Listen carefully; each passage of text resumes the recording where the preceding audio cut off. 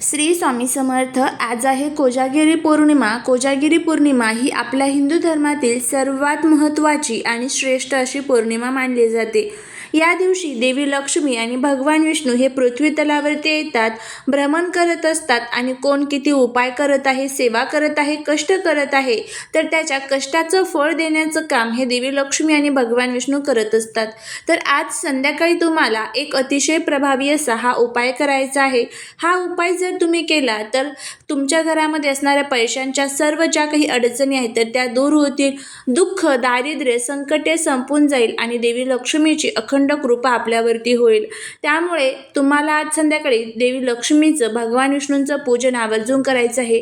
देवी लक्ष्मी या त्याच घरात राहतात ज्या घरामध्ये भगवान विष्णूंची सेवा केली जाते. आज संध्याकाळी घरामध्ये विष्णू सहस्त्रनामचं पठण आवर्जून करा. व्यंकटेश स्तोत्र असेल, त्याचबरोबर सत्यनारायण आज संध्याकाळी घरामध्ये आवर्जून करावं. आणि त्यासोबतच हे जे काही छोटे छोटे उपाय असतात हे जरी आपण केले तर त्याचे खूप चांगले फायदे आपल्याला होत असतात. या उपायासाठी तुम्हाला एक दिवा घ्यायचा आहे. दिवा हा बुद्धीचे, ज्ञानाचे आणि त्यागाचे प्रतीक असतो. दिवा लावल्यामुळे आपल्या घरातील वातावरण हे सकारात्मक होते आणि घरातील ज्या काही वाईट शक्ती असतात तर त्या नष्ट होतात. आता तुम्हाला दिवा हा तुम्ही कोणताही घेऊ शकता. मातीची पंती घेतली तरी चालेल किंवा एखादा साधा दिवा घेतला तरी देखील चालेल. त्यानंतर तुम्हाला एक प्लेट घ्यायची आहे. प्लेटमध्ये तुम्हाला हळदी कुंकवाच्या साहाय्याने एक स्वास्तिक काढून घ्यायचं आहे. कापसाची जोडवात तयार करून घ्यायची आहे. ह्या दिव्यामध्ये तुम्हाला ती टाकायची आहे. दिव्यामध्ये एक लवंग आणि 11 तांदळाचे दाणे टाकायचे आहे.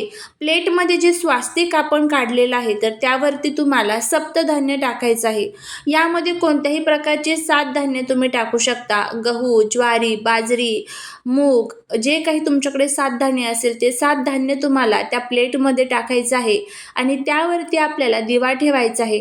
दिवा प्रज्वलित करायचा आहे. दिव्याला हळदी, कुंकू, अक्षता अर्पण करून हा दिवा तुमच्या घरातील ईशान्य कोपऱ्यामध्ये ठेवायचा आहे आणि देवी लक्ष्मीला प्रार्थना करायची आहे की माझ्या घरातील सर्व जे काही दुःख, दारिद्र्य असेल तर ते दूर होऊ दे. आणि त्या दिव्यासमोर बसून तुम्हाला श्री सूक्तमचं 16 वेळेस पठण करायचं आहे. तर असा हा प्रभावी उपाय करायचा आहे. नंतर दिव्याखालचे साहित्य जे आहे तर ते निर्माल्यात टाकून द्या किंवा एखाद्या झाडाखाली टाकलं तरी चालेल. दिवा स्वच्छ करून घरामध्ये यूज करू शकता. श्री स्वामी